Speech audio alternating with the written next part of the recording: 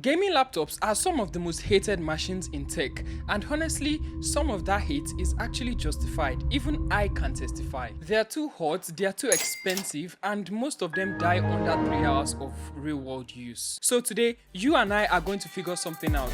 Do gaming laptops actually suck, or do people not just know how physics works? Hey Earthling, let's start off with the most common complaint. They are too hot and too loud. This is one of the complaints that I can sure relate to. I've had so many Windows laptops that are either so hot that you can't put them on your skin, or they are so loud that you need an earplug to enjoy any decent audio. Some even say they sound like jet engines.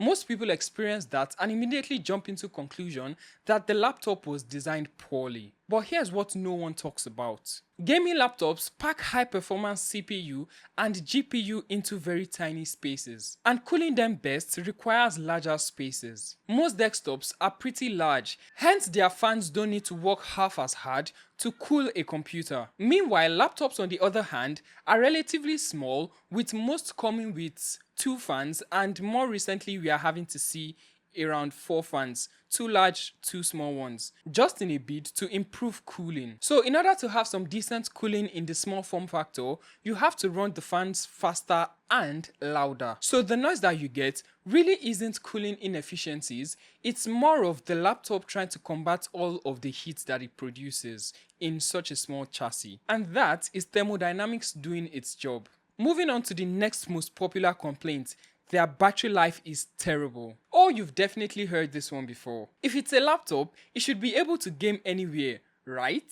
If you're watching this and you own a Windows gaming laptop, chances are that you already know how this goes. It's usually one of 2 things: 3 to 5 hours battery life at most doing light tasks, or barely an hour while gaming or doing anything intensive, and that's with reduced performance. Yes, I know there are exceptions, but exceptions do not make the rule. Now, here's why that happens. A gaming laptop's CPU and GPU combined can pull upwards of 200 watts while under load. Most batteries come between 70 and 99 watt hours, which is pretty standard. So let's do some basic maths. A 90 watt hour battery powering up a 200 watt system will barely last 30 minutes. Now look at the chargers that these things ship with. You get some at 240 watts, 280 watts, and my personal laptop uses a 330 watts power brick. Why? Because that is what is needed to run the system full speed without any power throttling.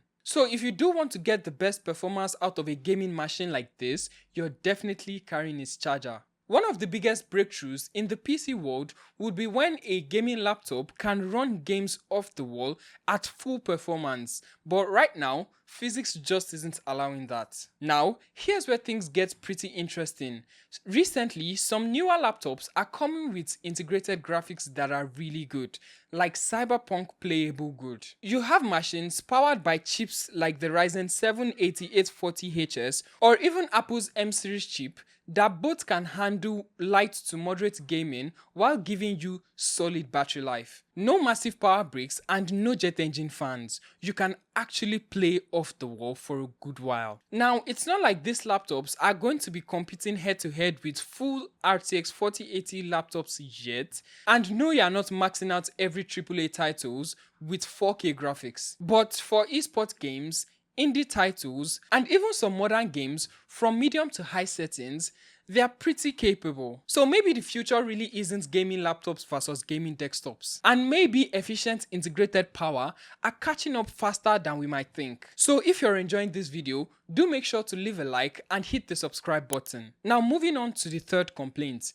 they are underpowered. Now this is where the real controversy starts, and technically it is true. A laptop's RTX 4070 graphics card is nowhere the same as a desktop RTX 4070 graphics card. They both share the same names, but very different limits. The desktop graphics card can draw around 200 watts or more, under intense load. While a laptop's RTX 4070 graphics card can run anywhere from 35 watts all the way to 115 watts depending on your manufacturer. Now that is up to a 165 watt difference between two of the same graphics card. Lower wattage means lower thermal headroom and also means lower performance ceiling. That gap is real and it shows in both benchmarks and real world usage.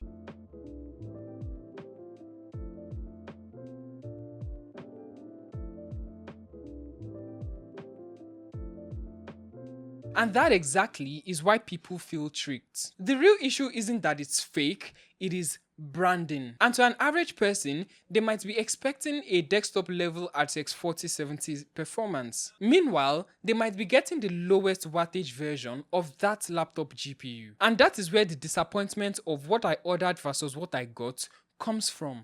Now moving on to another one, which is that they are overpriced.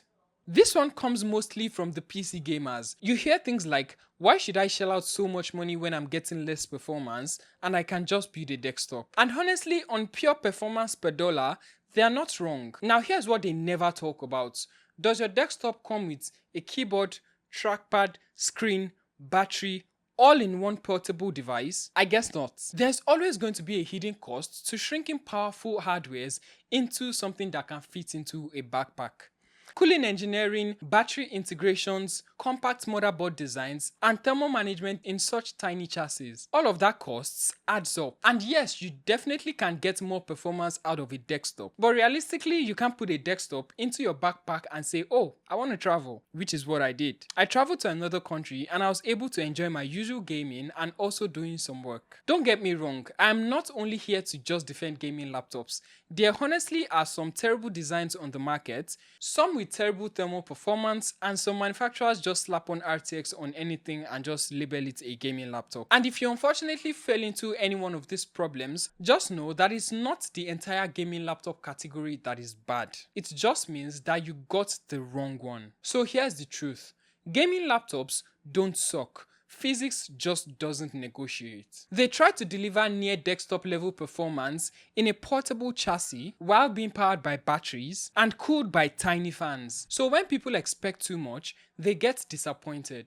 It's simple. If you want the best performance per dollar, just build a desktop. But if you want powerful gaming you can throw into a backpack at any time, then it makes sense to go with a gaming laptop. So let me ask you a question. If you had $2,000 to spend right now, given your conditions, would you go for a gaming desktop or a gaming laptop? Let me know your choice in the comments below and why. YouTube thinks you like one of the two videos that pops up on your screen right now, so you can give it a watch.